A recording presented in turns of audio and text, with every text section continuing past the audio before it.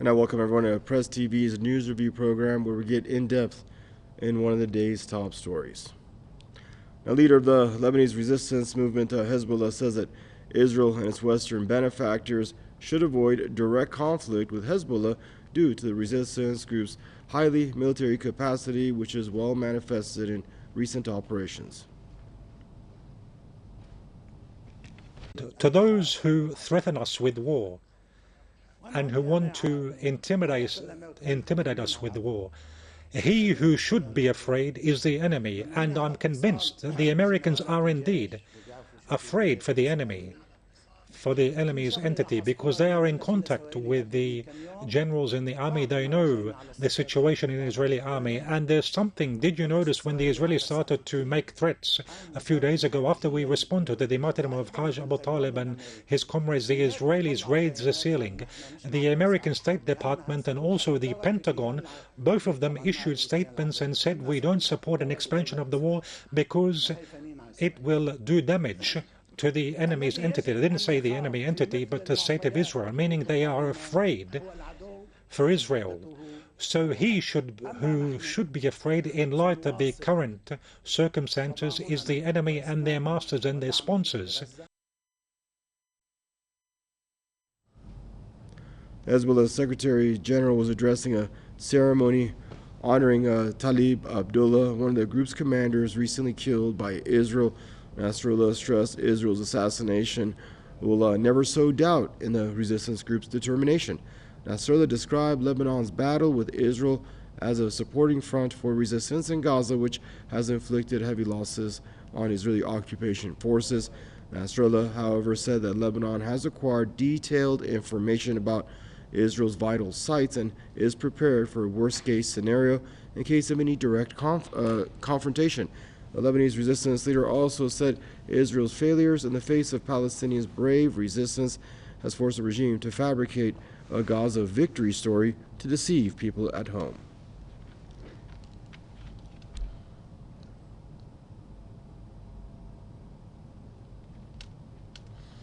Joining us now for the program is Firaz Al-Najim, manager at Canadian Defenders for Human Rights, joining us from Toronto, and Tony Gosling, historian and investigative journalist, joining us from Bristol. Gentlemen, I'd like to welcome you both to the program. I guess we'll start in Bristol with you.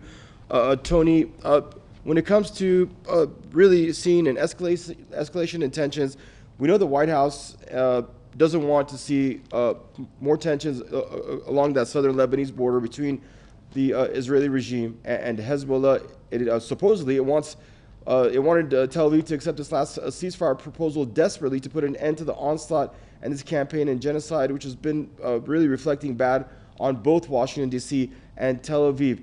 Your thoughts on what's going on behind the scenes about the so-called, I don't know how much truth there is to it, the so-called fractures between Washington, the White House, and the regime in Tel Aviv, and even within Israeli society, it seems like there are some serious divisions and fractures when it comes to the Gaza onslaught and a potential escalation with Hezbollah. Well, yes, there's been a lot of what you might call poking and provoking going on from the Anglo-Zionist empire. I think what this tells us is, I think we can start to see the hidden power structures behind the scenes. Obviously, we hear various statements from leaders, public figures, even army chiefs from all sides. And I think what we can see in Israel particularly is a fracturing of the support from underneath, if you see what I mean. So you've got a leadership which is beleaguered and actually warmongering. We're really talking just about a handful of people here who are really pushing this war across the empire. I'm talking in the United States, the European Union, particularly Great Britain, and obviously in Israel itself. There's really not a lot of people who are gung-ho for this genocide. But on the other side, particularly, say, for example, within Hezbollah, we've just been hearing from, it's a different power structure. What you've got is you've got a leadership which is much more in touch and in tune with its own population. And this technique we were hearing from the Hezbollah leader about decapitation, the idea of taking out leaders from the other side, it only works one way, and that is actually to take out leaders from the West. and from the NATO countries. That would make a change in policy, because there's actually only a few of them who are pushing the policy. When those attacks and these decapitation, assassinations essentially, are taking place against their enemies, actually this is ineffective, because those leaders are much more genuinely representing the views of their population as they're witnessing this genocide going on. Millions, obviously billions around the world, in horror at what the Israelis are up to. There are a few Christian Zionists who support them, but this is really an old technique that's been going for hundreds of years to get preachers to sort of bless whatever the mission is and say it's from God when it's not. So I think, for example, we had Saddam Hussein taken out in 2003. This is a decapitation. Colonel Gaddafi in 2011, another decapitation.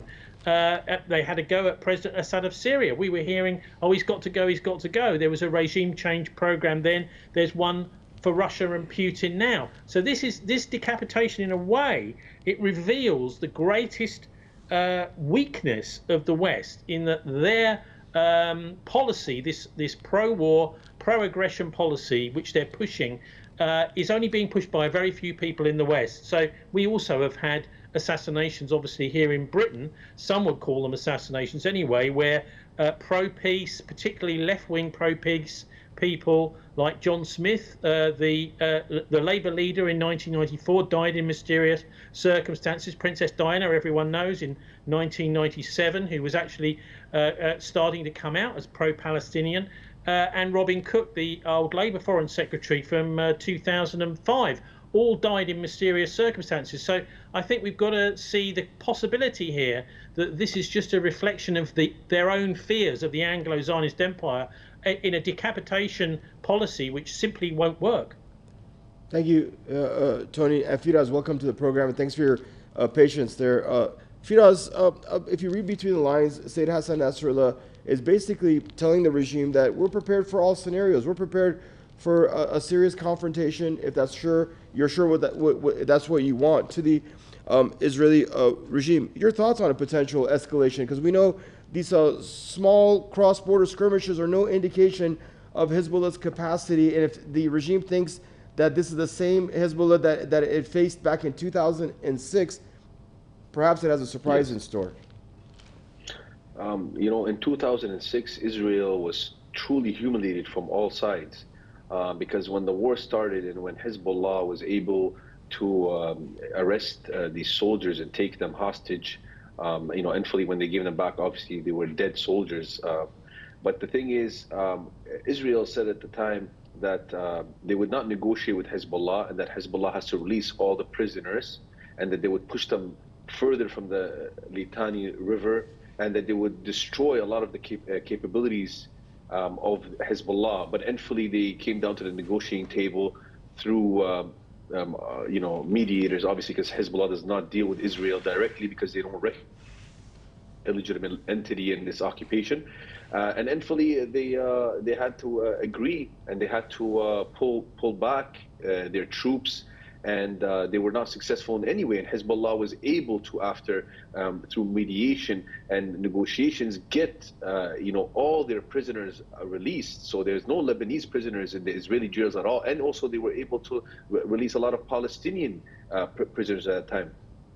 And also Israel's regime was being hit by many missiles from all corners, and even the Israeli IDF was not able on the ground to face off with Hezbollah. And this is in 2006. And then after that, they supported. But Firas, we don't have a lot of time. Talk about today's how you perceive today's capabilities. I know you want, and that was, I know that was all relevant to the conversation what you're saying, but because we have lack of time, go right to the heart of the story. Today's capacity, military capacity of Hezbollah, and what a direct conflict, a real conflict, would look like with Tel Aviv. Also, let's not forget, Syria recently also was a quagmire that Israel was supporting, and all these terrorists, and Hezbollah was able to fight all those terrorists and destroy them with the Syrian government. And now Hezbollah is very sophisticated. We see now their aerial video that was released showing their capabilities with their drones. There were as I heard, was made in Lebanon, made by Hezbollah. And these drones were able to capture a lot of the most important sites in Haifa. a very important city, a business city, a hub there. So this is a very strong message to the Zionist regime that this is not the only city that we have an understanding of and knowing all the different sites. And also we've seen on the borders all the battle that's been going on since Al-Aqsa flood started, that Hezbollah was boldly and bravely getting involved to support the Palestinians, and that really helped them from a bigger massacre, a bigger genocide, because a third of the IDF soldiers had to leave Gaza and different areas and come to the border north of Palestine on the southern Lebanon border. And they have not been able to face off with Hezbollah. They are scared of an escalation. So this is just, I think, merely some talk here and there, trying to install fear and trying to put some pressure on Hezbollah by the Lebanese government and army in different factions in different countries.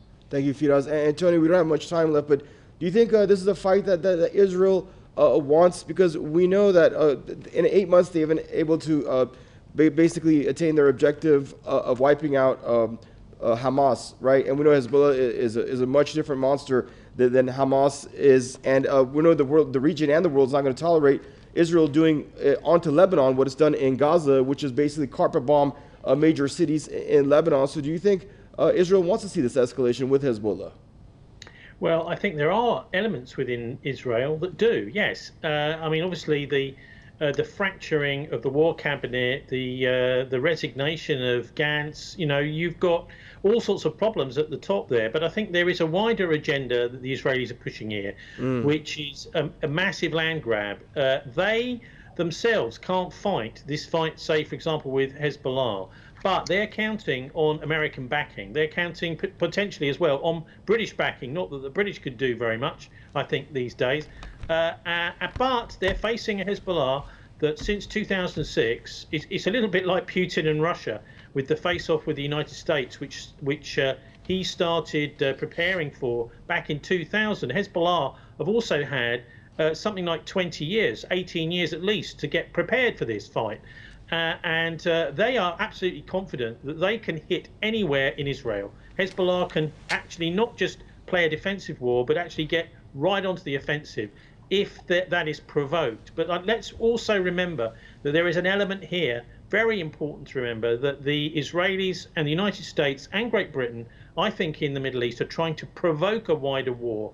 And I think it's very wise of the Middle Eastern nations around Israel to be very restrained about this, because they're looking for a land grab. They also have this hideous idea called disaster capitalism, where when there is a disaster like Gaza, they plan on coming in with this massive real estate development, pouring cash into the area and making lots of money. And so that's one thing we've really got to avoid, is allowing this thing to escalate. And I think that the countries surrounding Israel are ready for it, including Lebanon if necessary. All right, gentlemen, time has gotten better, so I want to thank you both for joining us on the program.